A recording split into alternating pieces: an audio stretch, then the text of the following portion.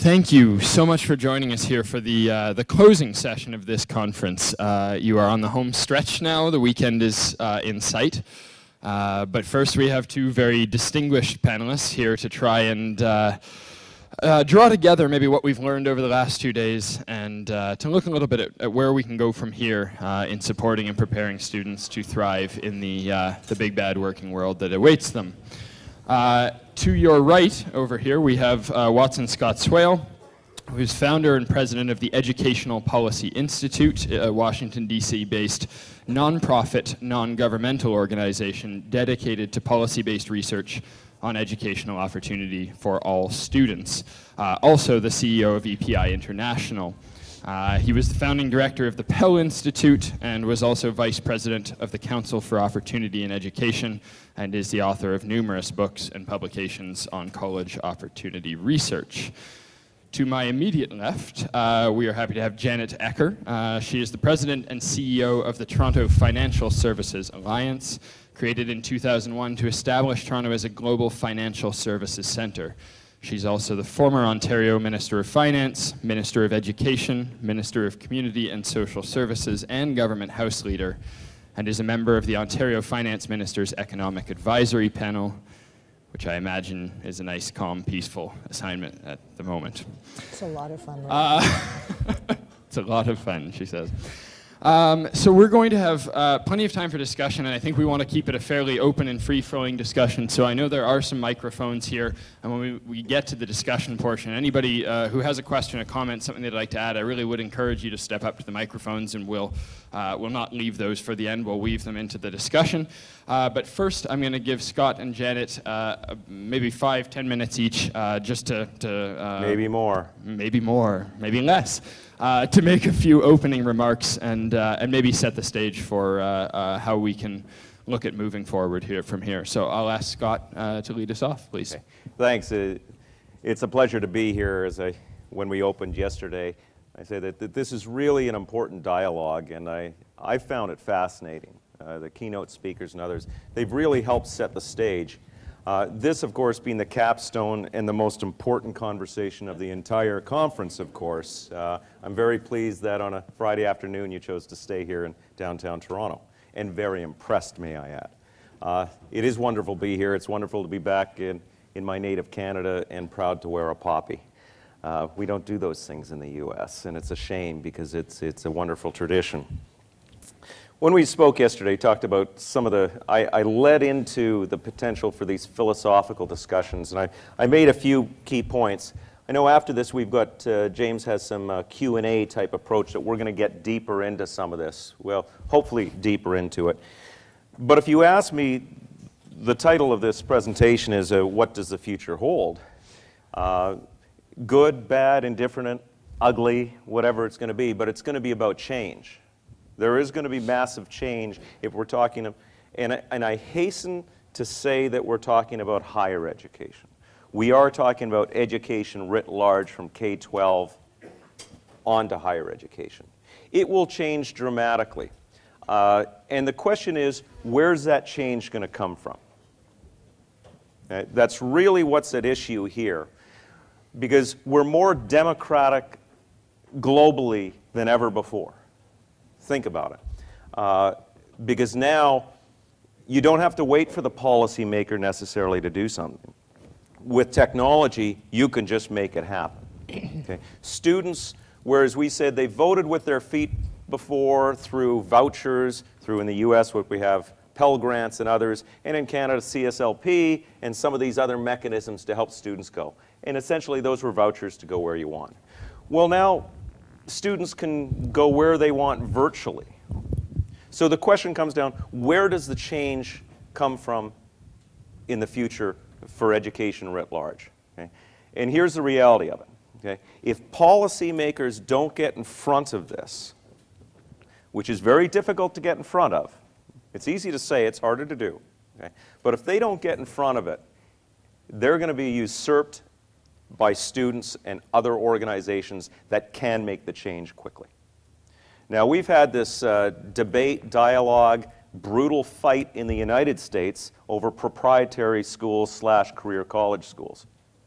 A huge industry in the U.S., taken a fair bit of abuse in the last few years especially, when you have something called the Washington Post, a great newspaper, that owns Kaplan Higher Education, and Kaplan Higher Education is the only part of the company making money.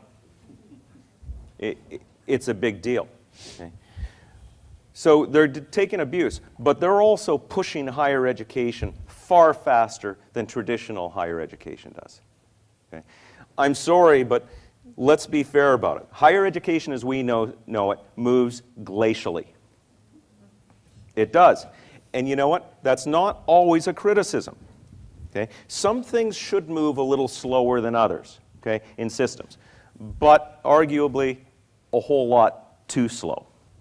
Now so where this change comes from, I think, is extraordinarily interesting, and we'll maybe get into some of these details. But I'll raise my sort of chief thesis on this, and we will talk about this, and it's what I like to call the higher education arms race, in terms of how much is enough. And I think that will end up being our first question, but we have to get our eyes, hands, everything else around how much higher education is enough. Enough for the individual and the returns to that individual, enough for society that it can be what it can be, and enough really globally. You know, we're still competing country to country. That will disappear at some point in the future, but probably not for another 100 years or so. Okay? So we get all these factors going into, but how much, when we're subsidizing out of taxpayer money for public institutions, is enough? At what point do we hit this sort of zenith and say, okay, that's good? Because as I opened yesterday, I mentioned that the Bill and Melinda Gates Foundation, which Mark Milliron used to work for just a few years ago, okay, the Lumina Foundation, which of course came out of the privatization of the largest loan guarantor in the world, student loan guarantor, Sallie Mae, okay, and the U.S. Department of Education. You may have heard of it. Okay, it's a big deal. We don't have the equivalent in Canada. Okay? But they're pushing for more and more higher education, 60+%. Now, it all depends how you define it, and I know Jamie Marasotis, the president of Lumina, great guy, worked with him for years. We used to both work at the College Board. He has a broader perspective of what PSE is. And I think if you take that, it's all good. Where I kind of get lost on it, and I've a few economists, Tony Carnevale at Georgetown, great guy. I don't always agree with the conclusions, saying we need more BAs. Prove it. Prove to me that we need more bachelor's degrees, that we really need it. Because I see resumes from a whole lot of people in Washington, D.C. with bachelor's degree, with master's degrees, with PhDs. They're looking for jobs. And it's not the economy. We're creating a lot of parchment in areas that we don't need jobs. And all of that, and I will conclude on this, is that the real dialogue on this part is when do we really have that connection, that dialogue between labor, business, industry, and education? Okay? Because other than some fancy, nice little events that happen every once in a while, and these things, there is no discussion. Now, I'll stand corrected for Ontario and some specifics that I'm just ignorant about, okay? But by and large, there is no conversation, and that's insane. Because higher education, whether you like it or not, is vocational. Okay? There has to be the linkage. I'll stop there. Thank you very much, Scott. Janet, over to you. Thank you very much, and it's good to be here. One of the challenges when one has spent a brief period of time as an education minister in Ontario is you never really get it out of your system. So I always enjoy very much having opportunities to talk about it, because I come at it from the perspective that for government, and obviously I spent most of my political career in the provincial government, but one of the most important things for provincial government to get right is education, because it does two things for us.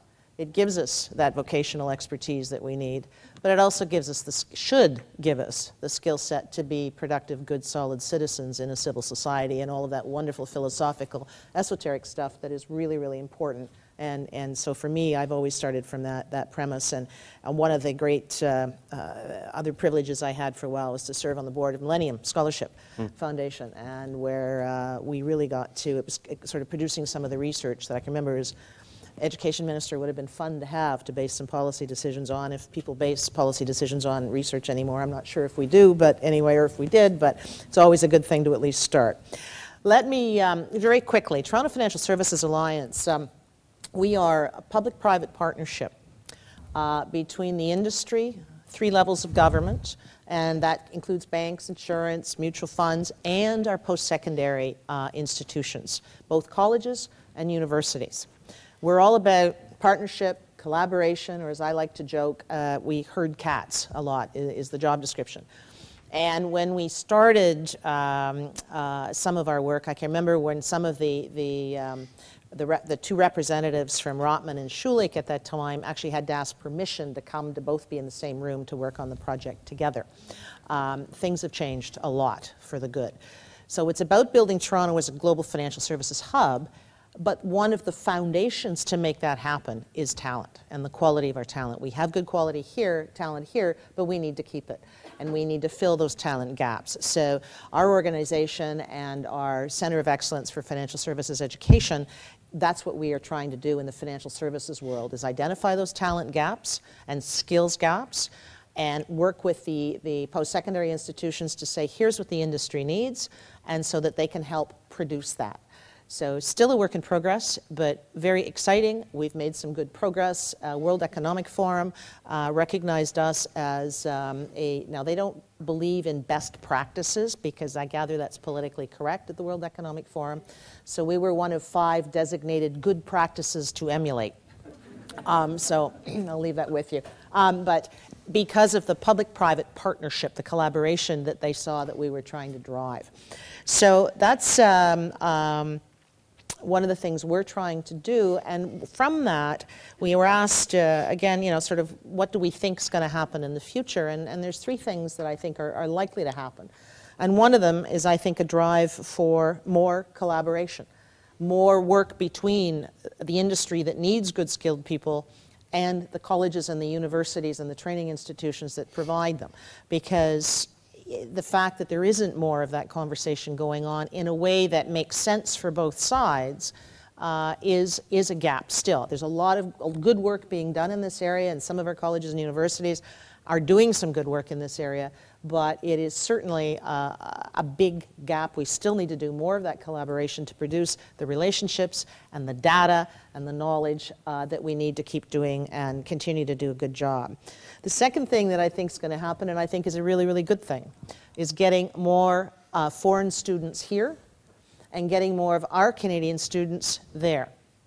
Right now, Canada is enjoying quite an interesting time on the stage in the sun right now in a number of areas around the world, certainly in the financial services industry. I used to joke when I was elected that the last one left standing wins. I never thought I would use that in reference to financial services, but our system was one of the few left standing after the 2008 global crisis.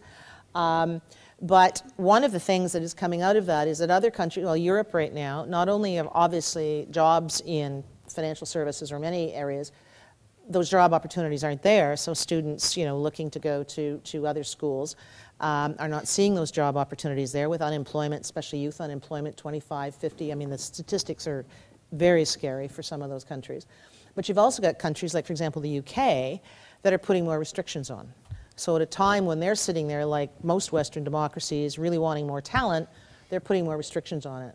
And right now, The Economist did a piece a couple of weeks ago that said that the 2 countries that seem to be getting this right now were Canada and Australia. And of course, as you know here, I mean, there's a lot of familiar faces in this room from both systems, the K-12 and the post-secondary. We have post-secondary institutions that are out there globally now doing some great stuff.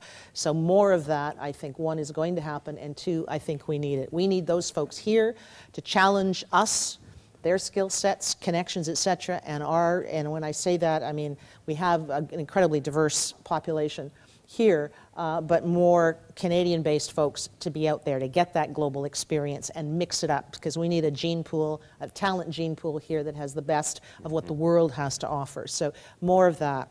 The third thing is more interdisciplinary programs and opportunities for different fields and expertise to get together.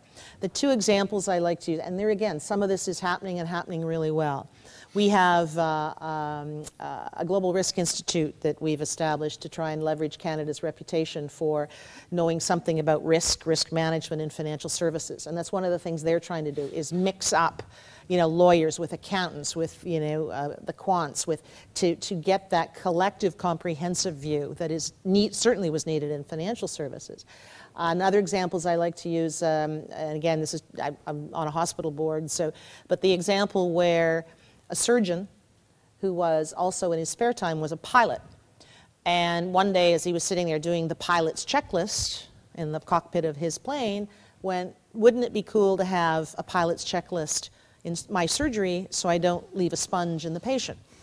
And so that prompted a whole new way that hospitals are following to sort of put better checklists in their surgical department. So again, a cross-interest, cross-discipline. Our hospital on risk, again, when we were putting in a new risk framework, we brought in on our board somebody who ran the risk analysis, risk programs for a nuclear plant, because we kind of figured they knew something about risk. And so the questions they asked our management in the hospital, because of that background, which was very different than healthcare, knew nothing about healthcare. But our risk activities have improved remarkably because of that cross-industry. So more of that I think we need to foster in our schools, and I think that's really important. There are three things that I hope we get more of. And the first one, touching on Scott's point, is that we continue to have a great debate amongst our education system about how much money we're spending on it. And when I was elected, I used to joke that I said, you know, never has a school board chair ever said to a minister of education, thank you, minister, we have enough. Never happened, never will. So that's part of the sort of backdrop for education, and always will be. But the more important question is, what are we paying for and what are we getting for? So what's the value? And again, Scott's touched on it with the degrees and do we need more BAs or whatever, but what are we getting? And are we getting what we need for successful citizens, for successful employed citizens, for an economy that can compete? So, and testing that and researching that and looking what the data is telling us, that's a really important thing that I hope we're going to continue to move forward. And out of that comes, okay, if we've got that information and data, are we prepared to do and restructure and change to respond to that? You can tell, I mean, when I had some really exciting times going to some of the educational institutions in the States, looking at some of the research and that, and, you know, for example, you can measure the effectiveness of teachers with low-achieving kids and high-achieving kids. Some teachers are dynamite with kids who are really struggling. Some teachers are dynamite with kids who are going to be Nobel Prize winners. So if you've got a school in this neighborhood that is a high-needs school, what do you want to have? Who do you want to have in that classroom working with those kids? So how do we take the evidence in that we have in a whole range of areas and use it to make the system better? And again, there's a lot of good stuff that's happening here in Ontario and around the world, but we need to do more of that. And the final point is when I went to some of the think tanks when I was minister, and I said, you know, if I had $100 million, just $100 million, and my goal was improve student outcome, what should I spend it on? And I would ask everybody that question. And it was almost unanimous. A lot of things came back. People, yeah, you know, like good curriculum, strong parental involvement, lots of things came back. But the most important thing that came back was invested in the people who stand at the front of the classroom. So whether it's your university instructor, whether it's your teacher, K to 12, professional development, evaluation, assessment, support, there's a lot, and trust me, I know how controversial this can get. I still have the t-shirt, the scars, or whatever, Ruth. But it is a really important question if improved student achievement for a better economy, more productive economy, and a better society is what it's all about. Thank you very, very much, Janet. Just before we move on, I apologize. In my excitement to introduce you to our panelists, I didn't introduce myself. My name is James Bradshaw. I'm the higher education reporter at the Globe and Mail, which many of you probably read before we put up a paywall. And so I want to kick off. I want to start the discussion part of this. So if anybody wants to begin stepping to the microphone, you're welcome to. But I want to begin this by coming back a little bit to what Scott said, because we were having an interesting discussion, the three of us in the hallway outside, and this notion Scott raised of when it comes to making a transition from post-secondary education to the labor market, how much is enough education, or how much is too much, and is there such a thing as too much? And I'm wondering, Scott, you mentioned that in the US there's this push towards 60+% attainment. In Ontario, the aim is even higher. The McGuinty government set the goal of 70% attainment. And I'm wondering how we begin to have a conversation where it doesn't just become an arms race, where we don't look at parchment as the ultimate goal, and whether employers have a role in changing their expectations or how they go about looking at a graduate in ensuring that we understand how much education is valuable education and how much is credentialism for the sake of credentialism. Well, I think it depends who you're asking the question of. Is there too much education? Philosophically, no. This is the whole thing of lifelong learning. Mm-hmm. Okay? To the individual, I would say, no, not really. Okay? To society, I would say, yes. There can be too much education. And we have the potential, we're moving that way right now. Okay? Now, there may be a lot of people in the room that aren't going to like this. Okay? But here's why I say this. And I'm coming deliberately with a bit of a U.S. perspective on this. Okay? Not because it's bigger, better, or anything else. No. But it's us in 30, 40 years in a lot of ways in terms of cost of higher education and the way we are. It could be, unless we take the lessons from the United States as well.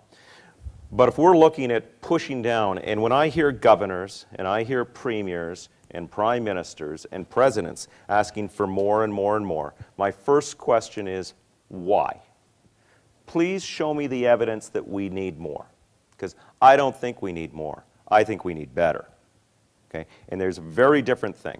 I made this argument in the first breakout yesterday morning when we were talking about the economics and the ROI on all these issues, is what is the purpose, especially of a bachelor's degree? What is a BA?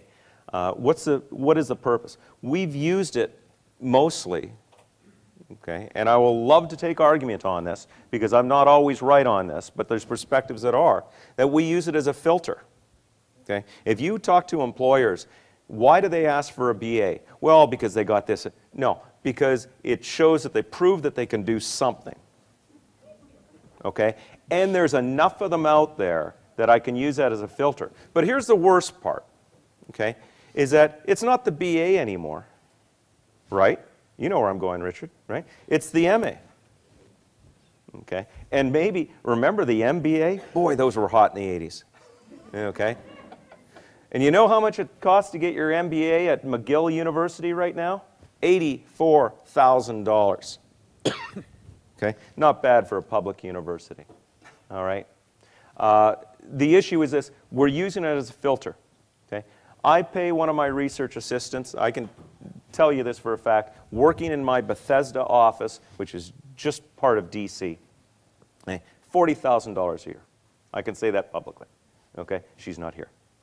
Okay? Don't email her.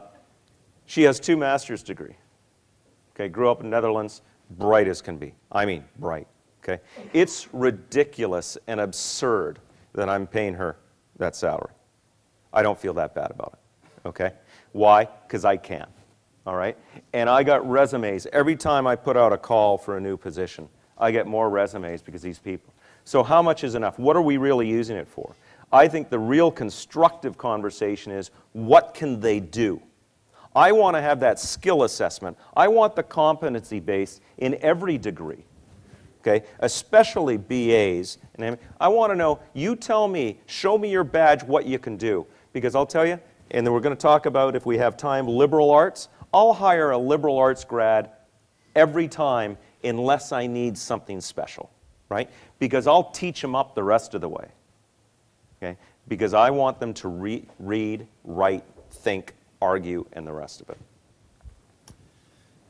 Janet, when you hear from financial services firms that you work with, when you looked at government hiring, what were people looking for in terms of skills and qualities in recent graduates if they were doing hiring? Because one of the things I came across recently in reporting a story was I talked to the former president of Stanford University, a place where I would say the employment rate coming out is probably pretty good.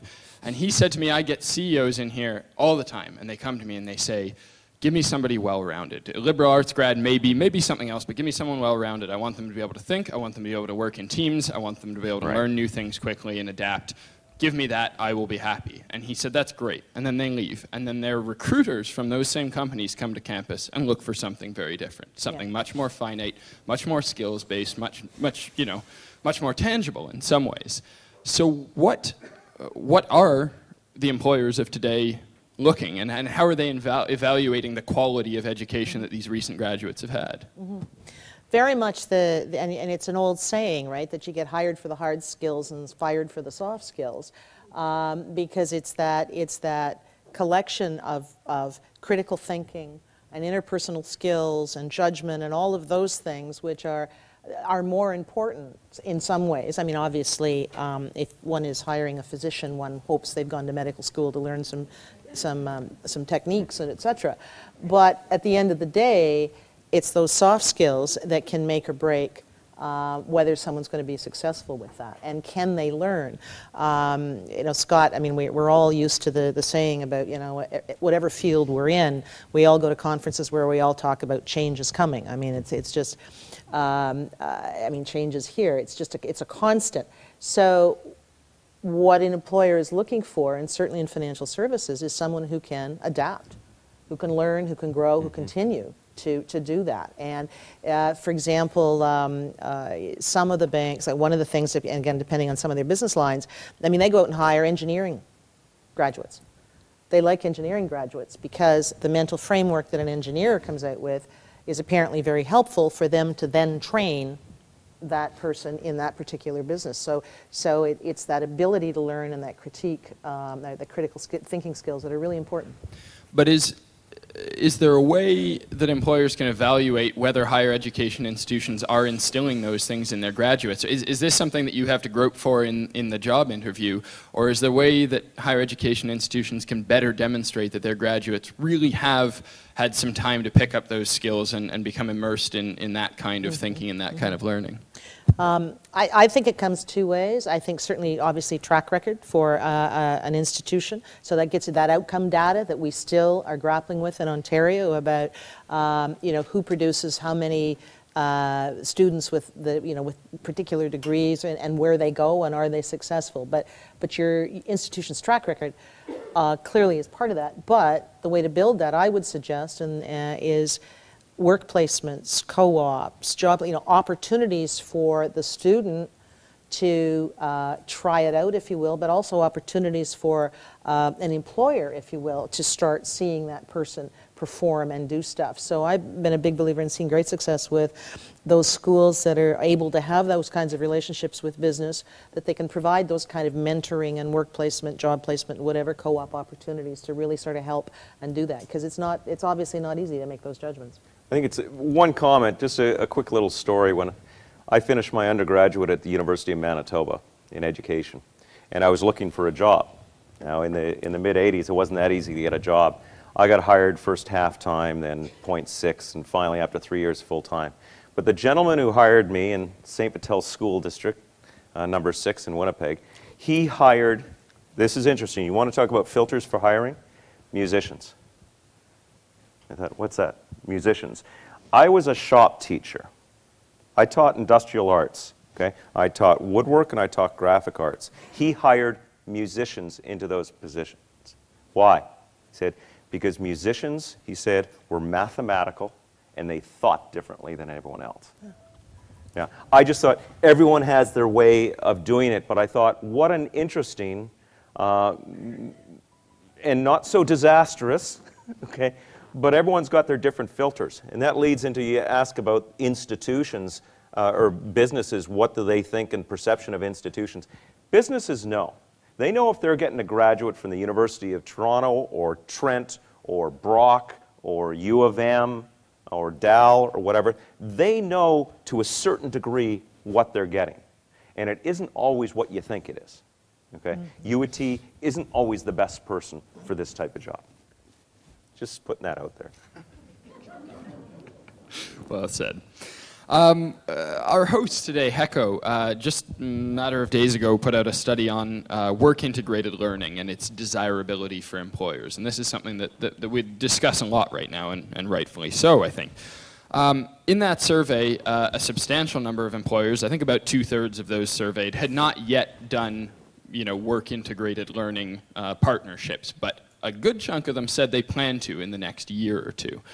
What can we look at, what can we give in terms of advice for employers, for educational institutions about how to forge work-integrated learning opportunities, be they co-op placements, internships, those sorts of things, in a way that's going to be productive, in a way that is an educational experience, that is about learning and is helpful to these companies and is going to create, smoother transitions in that regard? Okay. Well, I think one of the first things that some educational institutions have to get out of their head is that business is bad, and that any involvement or feedback or whatever in the educational process from business is somehow tainting the pure little education product that we're trying to produce in the school. And because I've never quite understood that, and I appreciate a lot of the philosophical underpinnings to the independence of folks in the research field and university, et cetera, but you are producing a product as a school. You are. I mean, it's a product for a lot of different reasons, but you need to know what that market is so that person goes out and can be successful at what they're trying to do. So I think that's one of the first things, is just say that they're a legitimate partner in what you as an educational institution are trying to do, and develop that kind of relationship. And there's a lot, right now, there are crowds of 50-something, 60-something senior executives in a range of businesses who are either scaling down, who've been packaged out, who are really looking for opportunities to give back. So I think you've got opportunities to start developing some of those relationships with individual companies or individual industry sectors, and start exploring how to get those opportunities for students to do those work kind of placements and everything. I mean, it's not easy. It asks a lot from the employer as well, and it's different for each kind of job. What works for one industry isn't going to work for the other. But I think building the kind of relationship company to company or industry sector to industry sector, you can help do that. Yeah. Beyond, when we think about work-based learning, and I know a bit about that back in the Clinton administration. You've heard of him, right? We still wish for him. We talked about work. Actually, the Clinton administration helped coin work-based learning, and it was interesting. I did a project, a study, using correlation of SAT scores with work-based learning, and it was a great report. And then someone else got elected, George W. Bush, and because it had the word work-based learning, they wouldn't publish it, because that was with the other administration. Politics always does matter, right? Okay. But I just wanted to hop on to say what you're talking about. It's not easy work. We always think about it in the technical disciplines, and sometimes in the others where you're articling or some of these things, which is a very Canadian and British thing. They don't understand that concept in the U.S. Truly, they don't, and they don't do it. But I can't think, remember what I said at the outset of this, is higher education, whether you like it or not, is vocational. There's learning for learning's sake, but it's vocational. So if you're in an arts program and you're studying English or history or whatever, those should have work-based learning opportunities as well. But we seem to compartmentalize it. I think the challenge of universities, it's not that they don't like these things, it's just in a massification type way, they're difficult to do. They're time-consuming to set up. That doesn't mean we shouldn't keep on pushing forward, though. Mm-hmm. Thank you. I wanted to ask, just to step back from the policy side of this a little bit, and imagine what students are facing today. if you had a child who is entering PSE this coming fall, in an ideal scenario where all options are on the table, so they've earned their prerequisites, they've passed grade 12 calculus, unlike me, and what would you advise them? What would you counsel them to think about before they choose their path, and what might you counsel them not to do? Oh, good question. I guess the first thing is that the old saying about life's what happens to you when you're making plans, is whatever your career goal is, or what you think your career goal is, it's going to change. So in some cases, I would say don't get too tied up in saying, well, I want to be this or I want to be that. What you should be spending a lot of that time on is, what am I good at? What do I like to do? What makes me passionate? What skill sets do I need to succeed? I mean, I started off, my degree, and I only have an honors BA, whatever the heck that means anymore, in journalism. So, I used to joke with kids a bit, when I was education minister. At the time, we were having a lot of different political issues, and I used to say I started off life as a reporter, ended up as education minister, so you have to be careful of your career choices because you could come to a bad end. The kids, they didn't laugh at the time. But yeah, I think so. So what are you good at? And knowing that about yourself, I think, is when you watch people, and just my own mistakes in jobs I've had over the years, a lot of it comes from you're not clear enough in your own head what you're good at and what you want to do, and are prepared to make decisions based on that. So I think that would be probably one of the most important things to really know, because you're going to have all kinds of different jobs, probably all kinds of different careers over the course of your life, and you're going to get fired or restructured or something at least once or twice, or heaven knows how many times these days. So that flexibility and adaptability, pick yourself up off the floor, skill set is really important. Well, it's interesting, especially it's kind of funny because this is a bit of a Scoot audience, I'm thinking. There's a lot of choir in here, and there's way too much education in this room. So it's not always fair to ask if we think, and I get asked this, is, well, should it be less? Should we not have too much? Well, it's easy to say when you got too many degrees, right? And paid for most of them. But more interesting to the fact, I think, is that I have a child who's second year at Old Dominion University in Norfolk, which was one of my alma maters. That's what took me down to the U.S. I've got a 12th grader who wants to go to Virginia Tech next year. Okay, we'll see if he does. And I've got a 9th grader who does not want to go to college or university. Does not want to. And he's the brightest of them. Now, don't get this information back to him either, or I'll have to live with that. But it's interesting because I think as a parent, you want the best for your kid. Now, what is the best? And I think a lot of people would say, well, I want them to get a BA, because I look at those returns to education, and if you've got less than a BA, it's diminishing. Well, here's news. BA is diminishing too in the new trends. Okay, only masters and professional are increasing. So you want the best, but to find the best, and you know what? Maybe I'm not like everyone else. This is more of a personal story, not a policy-based story, but you know what? If my kids don't want to go, I don't want them wasting their and my opportunity cost and money doing it until they are ready to go.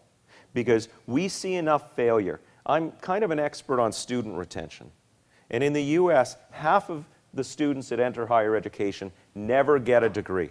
And you know what? That's stayed constant for the last 50 years. Okay? We don't get better at that. The number just doesn't get better. So that's half. I don't know how many industries stay alive knowing that they fail half of the people. Okay? So that's in consideration. So I think as a parent, you start thinking, you know what, I want my kid to do this and I want them to be happy.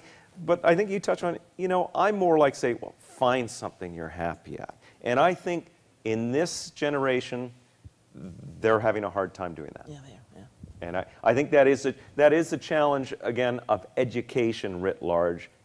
How do we help them? Because if we help them do that, I honestly believe almost everything else will take care of itself. But it's a very general policy piece to throw out. I get it. think we had a question down on this side. Charles, could you introduce yourself to the room, please? Sure. Charles Underleiter, Directions, Evidence, and Policy Research Group. Yesterday morning, we had a very interesting presentation from Kevin Lynch, during which he made reference to the fact that one of Canada's strengths as part of the Canada brand was its civic values or civic virtues. And he said nice people, actually, didn't he? Well, he said nice people, but he also had a list of 5 or 6 other things that he believed characterized the Canadian context, and he wanted a merger of those 5 things with being nice people. I don't want to address all the 5 of them. I want to address just the one about civic values and civic virtues.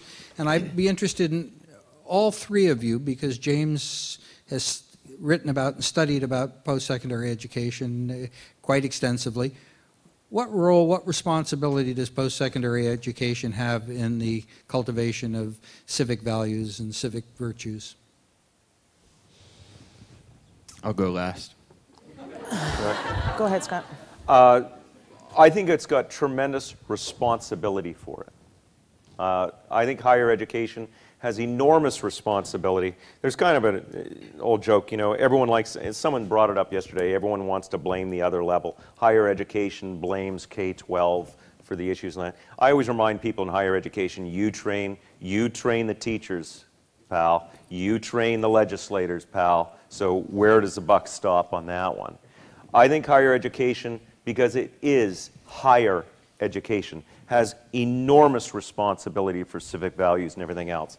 Going back to what Kevin was talking about, I think when the world looks at Canada, and Canada is ultra unique, and I don't say that as a Canadian, I do, but it is, I don't know very many countries that have this essence or that Canada has in the world. And it's not just nice, and it's not just that we say sorry a lot. We do, sorry. I think people look at Canadians as trustworthy, okay, professional. I think there's all these other elements of it. And that comes out of our post-secondary system, not just the higher education. So A, I think it's ultimately responsible for it, because that's where it continues to get generated over time. But I think that bigger picture of it is that I think the world trusts Canadians. And if you want to put a badge or a brand out there, that's the brand, is that follow us, you can trust us. We're part of the G8, and we lead the G8, okay, in financial responsibility and everything else. Put that one on a billboard out for the world to see, okay? And we don't. Yeah. No, there's an interesting developing Canadian brand around that niceness thing, and no one's quite figured out how to turn it into a bumper sticker. But it's something in the financial services world that we're finding as well, where the conservative approach to financial services in Canada, the World Economic Forum, for the 5th year in a row, we have been named, Canada has been named as having the safest, soundest, most stable financial services system, unheard of. And there's a lot to the values of this society, this country. I mean, obviously regulation and a lot of other things have played into that. But there is something about Canadian that is kind of cool. And I don't know whether we really need to boil it onto a bumper sticker or figure out what it is, but I really worry that we don't ever lose it. And just a couple of, we work to bring talent over here to, you know, for financial services to fill gaps, et cetera, with our partners. But some of the folks that I've talked to, one recruiter said, and with all, and apologies to my, I'm saying sorry, apologies to my American friends, but they said, you know, we like to hire, for global placements, we like to hire Canadians. And I said, why was it? It's a global recruiting firm. And he said, well, he said, they've got the North American pizzazz, and sophistication was the word, North American sophistication without the American attitude. Another chair of a global, of a board of a global company was talking to me about when he used to run the business for this particular bank in India, and they used to bring trainees over and whatever, and he said, you know, I could always tell the difference between the Canadians and the Americans. He said the Americans would come over, the trainees would come over, and they'd, where's the local McDonald's? And the Canadian would come over and say, where do the locals eat? So there's an openness and an acceptance of the diversity and difference. And, you know, we turn ourselves into a pretzel, not to offend somebody who's different, right? So there's a value to that in the business world. And companies are actually looking at Toronto for locating some of their operations, because it's like we're not hanging bankers from lampposts at Bay and King. We're not, our politicians, God bless them all, you know, are not in like two corners of the room and not talking. I mean, they can have their fights and whatever, but we still actually are able to have some common ground in there to solve problems, believe it or not, whatever. So that's, whatever it is on a bumper sticker, we have. James, can I just buttress this for a second? Sure. I was, around 4 years ago, I was in Qatar at their higher education city, whatever we call it. And for those of you who don't know, the College of the North Atlantic runs their community college. They won a large contract. Now, interesting, here you are in this country that's really different, right? Really different. And they put out the bids to run their community college to only Canadian institutions. They didn't want American, they didn't want British, okay? They also required all 400 instructors to be Canadian, okay? Why? Okay, if you don't think this is a brand, here's why. Because they said they didn't want an American accent, and they didn't want a British accent. Canada was in between, and there was this trust with it. They wanted people to come out with a bit of that accent. Now, I don't know, I thought that was kind of interesting. Yeah. But you want to talk about a sellable brand? That's what the Middle East wanted. Yeah. You know, so, sort of the, what was the character, that Mountie, Paul Gross's character in the, you know, I mean, yeah.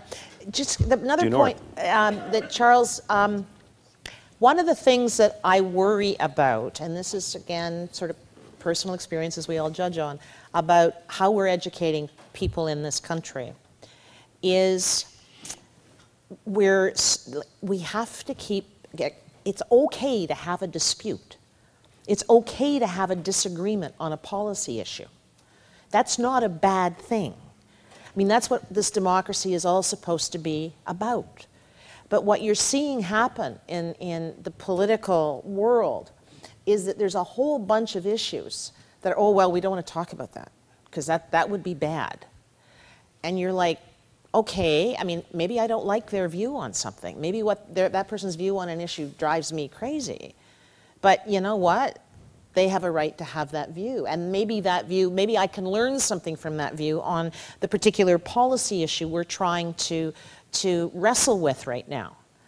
And that's something in the schools that they need to, I mean, that's one of the things that should be happening in all the way through our system, is that making sure that kids and older students have that ability. And I can remember when I was minister, and we used to have, you know, we had a few disputes with some of the stakeholders in the education field.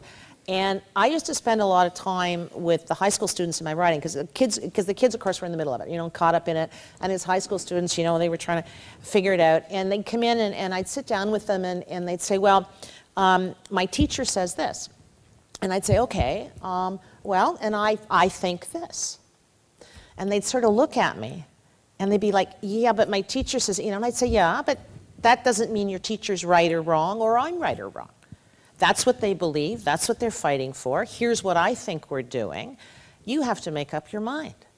And they'd sort of look at me, you know. And so somewhere in there, we need to make sure that they're coming out of the school knowing it's okay to have those debates in public on some of those thorny issues that this country, I mean, we got a lot of fewer issues than everybody else has around the world, you know, but we still have some issues we've got to figure out how to solve. And if we put ourselves in little policy straitjackets, we're not going to solve them, and we're going to lose what this country has.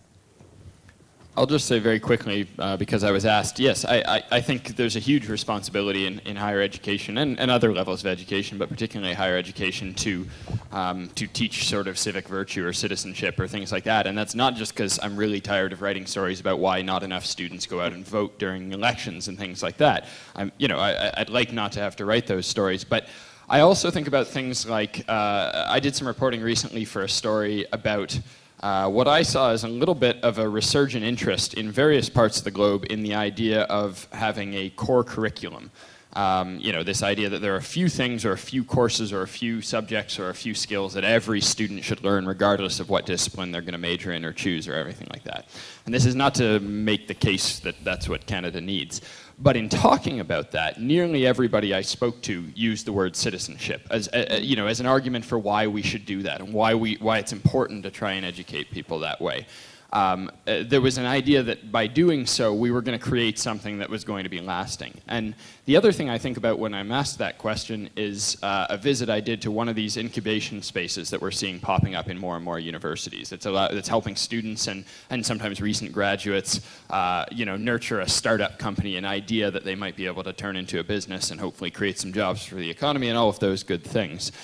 And I went there, you know, really ready to meet the next sort of, you know, great tech entrepreneur who was going to be a billionaire, and I was quite excited about that and everything like that. And I met one or two students who might be that person, and we'll wait and see. But what I mostly met when I got there were people whose ventures were social in nature. You know, people looking at sustainability issues, people looking at how they could help a disadvantaged group using technology, things like that. And that got me thinking that before you can get to all the good stuff like employability, like creating jobs for the economy, like innovating, sometimes you need that conviction inside of you about what you want to do that's going to be good for society, for your community, for the world, for whatever it may be. And in a funny sort of way, I think that's the, you know, the horse that comes before the cart in this regard. And I'm not here to tell everybody here how we create good citizens and train good citizens. But I do think it should be very much part of the conversation, and maybe that's where we're, you know, trying to make sure in all the talk about vocational education that we are carving out a corner for learning's sake and learning for the sake of those kind of virtues. So I'm going to come down to, I think we have two questions here, so we'll start with this gentleman who's already at the microphone and then come to you next. Thanks very much. Brent Herbert Copley from SHRC, the Social Science and Humanities Research Council in Ottawa.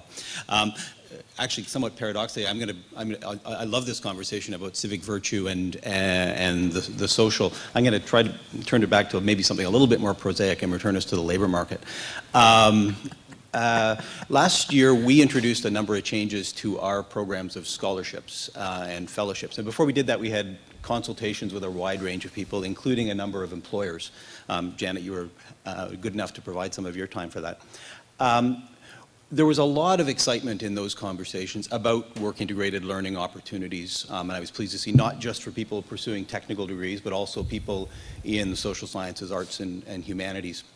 But at the same time, there was an undercurrent there was a bit more pessimistic on the part of a lot of the employers. The quote that stuck in my mind was someone, in this case it was from the publishing industry, who said, "There's no such thing as an entry-level job anymore."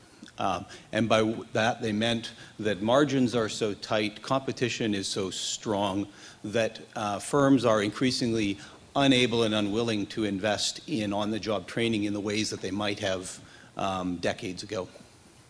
So, I mean, one of the questions I'd like to put to you is, how do we think about, in the current economy, about the role and responsibility of the employer in this conversation about the transition from higher education to the labor market? I think it was mentioned yesterday, wasn't publishing used as an example that's kind of a dead economy right now because of bloggers and everything else. They've really cut back, so maybe not the best example of entry level. I don't believe that. There's lots of entry level. We just expect more out of entry level now. I think that's maybe part of the truth. When I get someone from with a university education, I expect a lot out of them. I am often disappointed because, and again, I'm coming with a little coloration from US glasses on this, because I've always felt, and I'm not pandering here, I think Canadian higher education in most ways is far superior to US higher education. Okay? Now, let's strip out the Ivy Leagues. Some of the best institutions in the world, but and let's talk about the average student at the average institution. I think Canadian education is far better. But when I get the student who makes the top of my resume list and I bring him in for interviews, him or her, there's a lot of talent out there. I don't think higher education always is enormous value added for what they're getting out of it. And I think that's where we have to get to in terms of measuring KPIs and all these other things, is how do we measure value added? And you know, I don't necessarily think it's through the CLA or these other things. I don't think they truly do measure that. A HELO, wonderful process, I don't think it does it. But somehow we got to get to say, if we're pumping in so much public subsidy and we're asking parents and students to dump 4 years minimum of their time for degree A and this much money, I think we should expect more value added and ROI than we get. Just back to the part of Brent's question, I think employers should try to provide opportunities for people. As I said, job placement, whatever. I mean, to help people transition from education into the work world. And again, every business can't do that, or every organization can't do that. But I think, you know, looking at even as industry associations, trying to set up partnerships that might allow that kind of thing to happen. So I think that is something that employers have a responsibility to try and do that as much as they can, because it is a transition. And you know, give students like the part-time work that all of, you know, most people go through to sort of help pay their way through school in one way or another, is work experience that does have value. So trying to, and I think one of the things that governments have, you know, most certainly provincial governments have, you know, student employment programs and everything, and I know a lot of people, you know, well, you know, what a waste of money or whatever, but you know, it's not, because it's giving kids opportunities to go out and do something that they can try something out. So they go off and do a summer job as a firefighter or a forest firefighter. But, you know, we've been asking this question for a very long time, right? If you go back to the overeducated American from the 1970s, this is not a new question. And we were always thinking the next student is going to be one too many students. We're going to overeducate the population. It's a waste of our investment. But, you know, when you look at the situation in Canada, the premiums actually have not been falling. They've been steady or rising. And I'm surprised that the data in the United States may be showing something different, because the data I've seen shows that it's rising as well. I refer to Golden and Katz on that. You know, employers are not in the business of losing money, right? They don't hire people. They're not going to pay a BA graduate more than a high school graduate unless they think they're getting some productivity enhancing value from that, from hiring that person. So unless they like really good water cooler conversation, I don't totally buy the argument. And of course, part of the issue is that we all know people who, you know, have a BA and are not a great success, and we ascribe that to a failing of the system. But that was true also when 5 to 10% of people went to post-secondary education. So I'd just like to leave with that comment. Thank you very much. Do either of you want to respond to that? Well, it's, I buy my argument, you know, quite simply, and understandably and respectfully, and okay, I think it's easy for employers to say, well, yeah, I'll pay more for a BA more than a high school graduate because I don't have to hire a high school graduate. There's enough BAs out there that I can pay them, and you know what? I pay them less and less all the time. Okay? If you look at the earnings criteria for BAs over time, after adjusting for inflation, it doesn't increase. It barely flatlines and is starting to dip down. Why? Okay, let's put our economics head on. Maybe there's a glut out there, but I don't necessarily believe there is. Okay, but it's an economic argument. Okay, but there's enough out there that you can be choosy. Okay, so would I go for a high school graduate worth a BA? No, but I also think that if we did high school better, not that we don't do it well, but we could do it better, they could do 80 to 90% of the jobs of what we're asking out of BAs. I just truly believe that. I'm not saying that's what we should be doing, but it makes us look back introspectively and to say, well, what are we doing with our high school diplomas? What are we doing with our high school programs? And what, again, is our value added of 2-year associate's degrees and 4-year bachelor's degree? That is the question to get at the issue. I think the one thing that we need to make sure is and again, these are all really important questions, good questions, and there's not lots of money floating around these days to waste on it. But the other thing I think we've got to make sure that our education system still allows and still supports, learning for the sake of learning. So the vocational side of it, absolutely. But, one of the things, and again, Scott and I are using anecdotal things here, but one of the things I'm really looking forward to, assuming I ever can afford some kind of retirement someday, I want to go back to university. I mean, for me, I want to take a course in Shakespeare. That's just one of those things I'd really, really want to do. And I'm not going to expect the taxpayer to pay for that. I'm going to have to figure out how to pay for it. But we need to have a system that can produce the vocational needs that our economy needs and our society needs, but also can continue to support love of learning for the sake of learning too, because that's also an important objective that you don't want to lose as we also wrestle with the dollars and cents and the outcome measurements, which are equally important. If I may, I'm just going to add one very quick thing to that comment, which is that the evidence that I have seen, some of which was compiled by people who were at this conference, supports exactly what you said, which is that the premium on one of these degrees has risen and has continued to rise. It's been a slow and steady incline. Where the anxiety that I think you'll see in the pages of papers like the Globe and Mail comes from is that those studies look at the average, right? They look at the median line that runs up the middle. And at the margins, outside of the average, there have been some pretty wild swings in outcomes for a lot of people.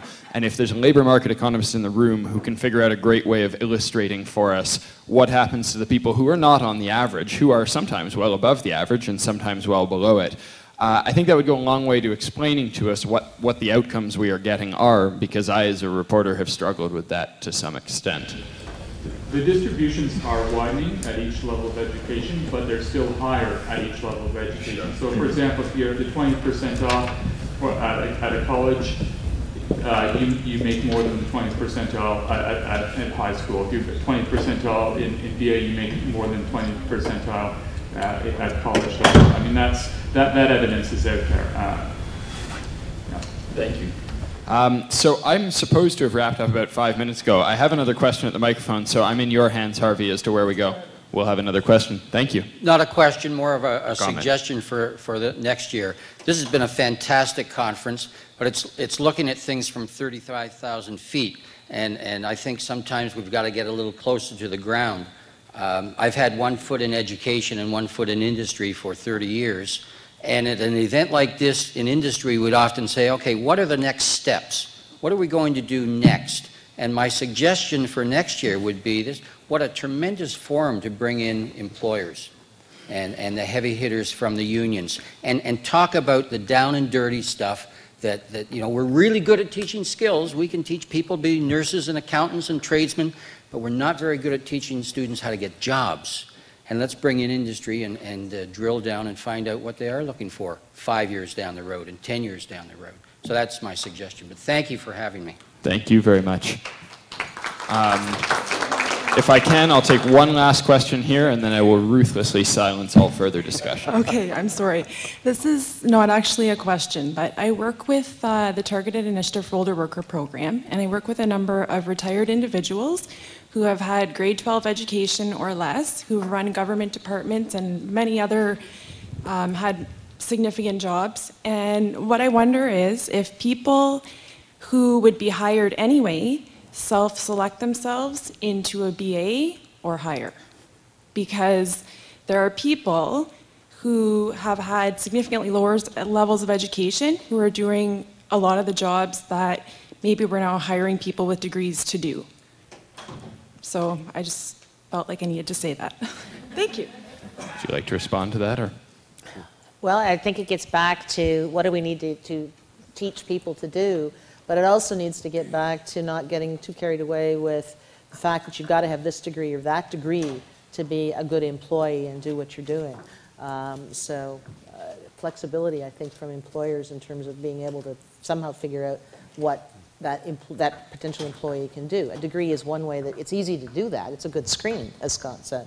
but it's not necessarily the be-all and the end-all about what somebody can actually do for you.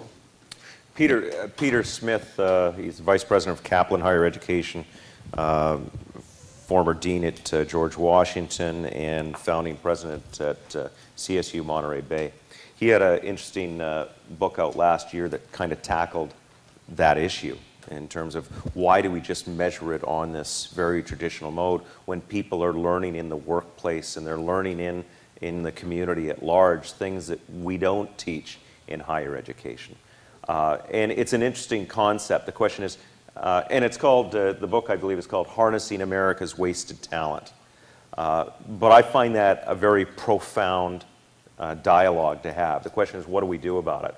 We're starting now to talk about, well, maybe it's not just about degrees anymore. Maybe it's about badges. You know? And again, this gets back to this competency-based situation. Say, again, as an employer, but as a public policy wonk on this thing, you know, I'm more interested in saying, what can you do in this? Because, again, I'm sorry, but I'm a little jaded on this. I've got a BA, so I'm hot stuff, okay? Or a master's or an MBA or a PhD or an EDD or a CA or any other designation. CA I'll put out there because they have really high-stakes exams, and you either know that stuff or not, or you don't become a CA. And the professions are a little different. But with the BA, I want to know what you can do, you know, very specifically. And you know what? In this day and age, when we're talking ROI and public subsidy and everything else, I do not think that is too much to ask. Thank you very much. On that note, I'm going to call this to a close. I'm going to thank both of our panelists very much for being here.